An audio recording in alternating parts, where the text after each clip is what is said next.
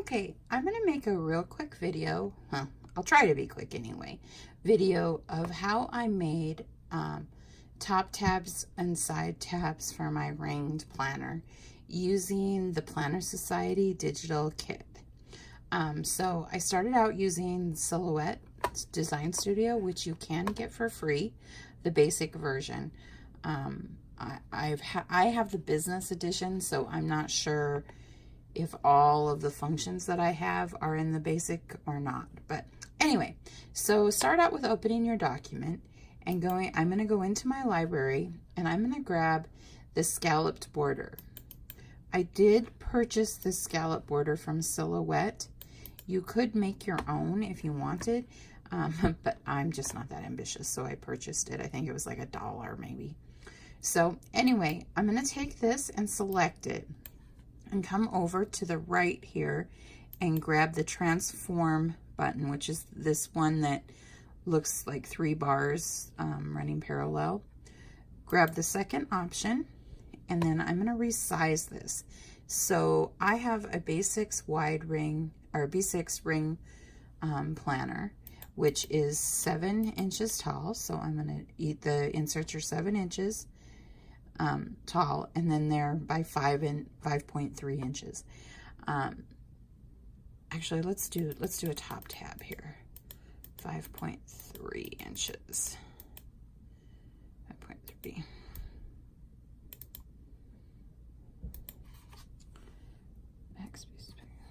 Okay, and apply. Now this looks a little thick to me, so I'm going to actually decrease this down to 1 inch. Okay, there we go. So now we've got to apply that. So this is, now I have this for the top. We're going to take and come up to Object up on the top, very top menu, Mirror, and flip vertically. So it flips it over. So see, now we got the scallop side down. I'm going to grab a word and enter, oops, come on. We'll do month. Oops. Month. I'm just going to leave this with Arial font. You can play with the fonts. A lot of times doing all caps will cut better than to do like some of this, to do lowercase or swirl, but you kind of have to just play with it a little bit. Now, I've found that for your tabs, I would reduce it from 7, it defaults at 72, to a 48 font is a 3/4 inch font if you want a bigger tab, or my preference is a 36, which is about a little over a 1/2 inch. So now we've got our word down to that. Let's zoom in a little closer so we can see. I'm going to come down and drag this and bring it down to the scallop box so that the bottom just slightly overlaps. That might be a little much. Let's bring it up just a little. So the word overlaps the scallop box. Now you're going to select them both and come up here to this funny shape up here on the upper right and fuse. That's the fuse function. And now the word is now fused to the box. Now we just want to get our pattern in here. Go down. I have my TPS files already loaded here. And I'm just going to grab one of them. So I love this green. I think it's so pretty. Let's pull it up and drag it. So now I'm left clicking and holding that down on the mouse with that pressed down, dragging up until I'm over the box and releasing. And then that will fill that shape with that pattern. Now that's pretty just like that, except for it's such a pretty pattern. I would like to see a little more of it. So I'm going to come over here to this little paint palette box, and which is the fill feature. Select fill pattern, which is the third option there until you get these little patterns. And then it always opens. I got to pull it up just a little bit and come down here to scale. And I'm going to change the scale from 100% to 50. Oh, come on. Sometimes my mouse, my computer, and I 50. So now when you look at this, now it made that print a little bit smaller, so you can see more of it, because I think it's so pretty. It's not this particular variation of this print is not a seamless print, meaning that you can repeat and repeat and repeat without having a seam. But there's the seam right there, and then there's one right there. They're so minimal, I don't think you really even notice them. So anyway, I then take this, let's zoom back out, and I would make several of these, and whatever I wanted lining them up on the page. The only thing you would want to be aware of is where you put this word, that it staggers down. So like maybe if you had weeks next, the next one down below it would have weeks about in there, or lists would be over there. So then they kind of alternate through. Then I would make sure you have your registration marks on there and print them out. And I print them on sticker paper. It just, for me, is so much easier to manipulate when you get to the laminating process. So I print them out on sticker paper. You could hand cut them, but I've never been a fan of hand cutting them, and I have a silhouette portrait, so I cut them on my portrait machine and then go from there. So that's basically how you would create the image in your Silhouette Design Studio. Okay, now the next thing we're going to do is I like to have a ruled cutting mat down. You wouldn't have to do this, but I just find I get a lot better results if I have some sort of guide on the background. And I'm going to take, this is a 3mm laminating pocket. I have done this with 5mm before, but the 3mm works just as well, and it doesn't bulk up your planner, because if you're like me, you like to put lots of stuff in there, and I would rather have more stuff and less just clear plastic.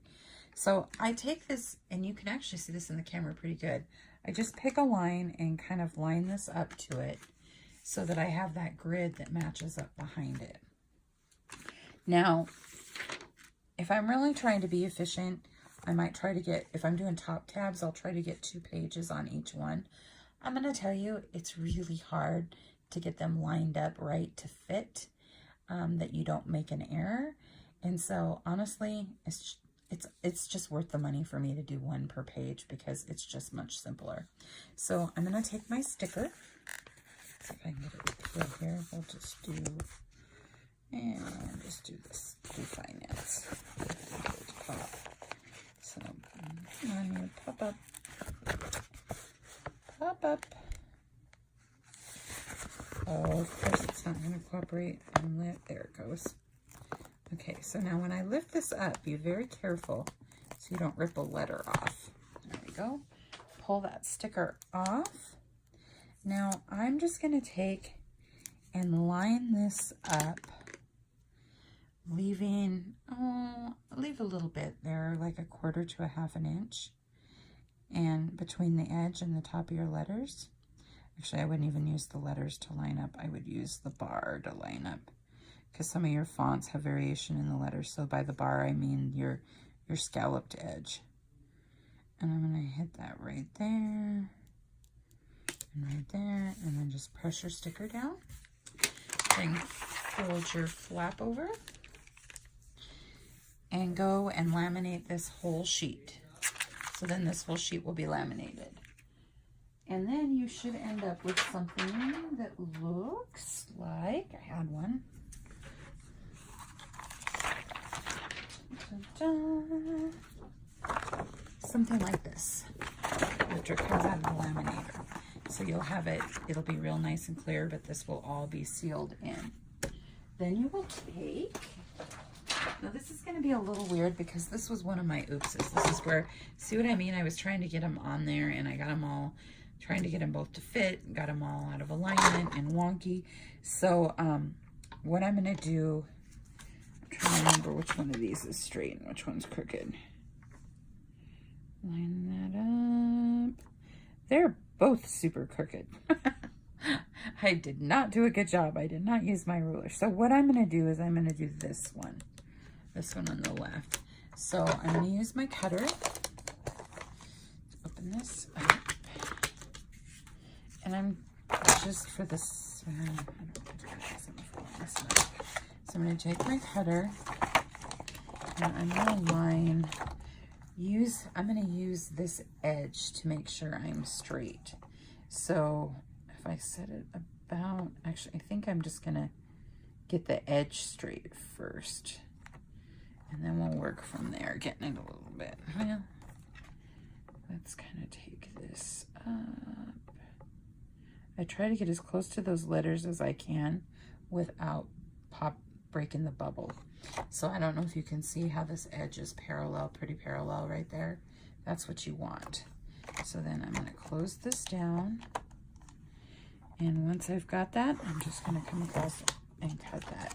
And you're going to see that this actually cut my other one, but that was because that part was a mistake. Okay, so once I get this top edge straightened, squared off, ignore this guy down here, because this was my oops. I'm going to have this, let's see if I can, there you can see it. See, I've got this all squared off here. Then now you've got a straight edge to work from. So now I'm going to take this and let me move my cutter so you can see it on film and line this up. And honestly, because I used sticker paper, the bubble is very, very small and it's actually stuck to the laminate. So I get super close to the little bubble that's around the laminate because I just don't worry about it lifting that much because for one thing, there's not much of a bubble, and two, even if there was, it's not only laminated to the sticker, but the sticker is stuck to the laminate. So I would take that in, making sure this is real flush because you're squaring this off right now. And get your two sides square. Okay, so now I have two square sides. See, nice and square. Now, I am doing I have a B6 rings. And so my B6 rings are, well, this is a top tab. So my B6 rings are 7 inches tall. And you want your words to stick out above the edge of your paper. So this line right here, you want to be your top edge of your paper. So I'm going to put that right to the 7, like so.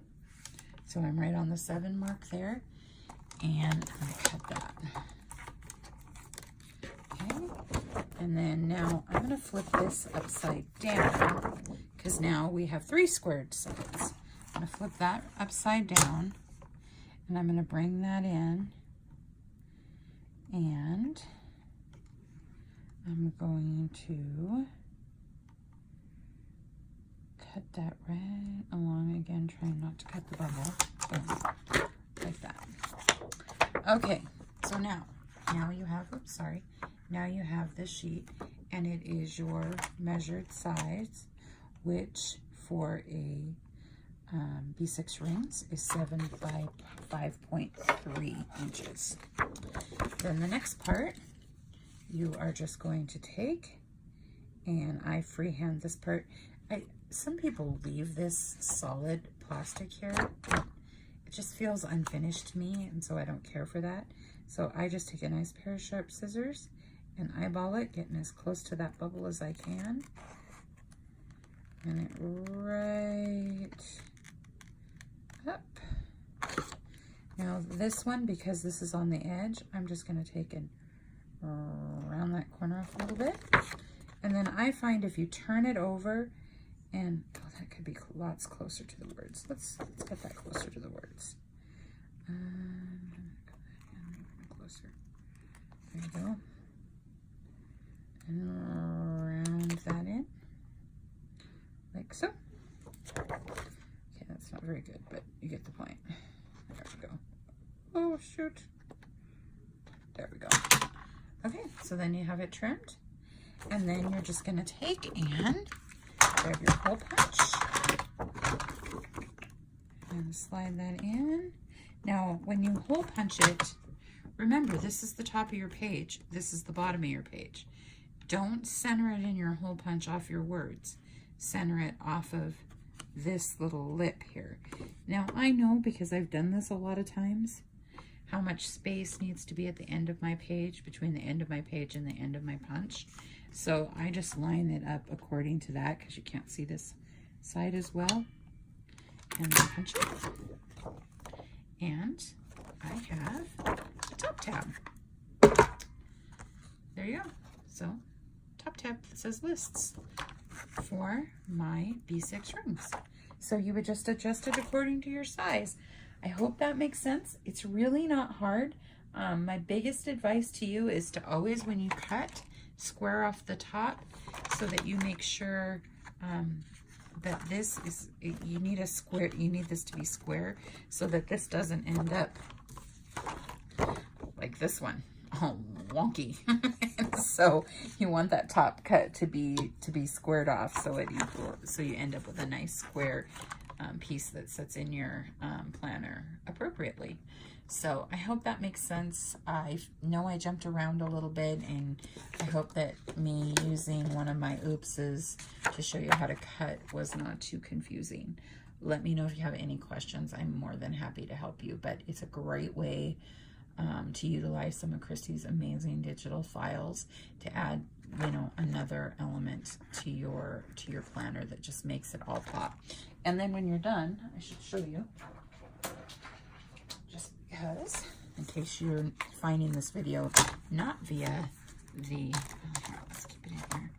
So here are my side tabs in my planner.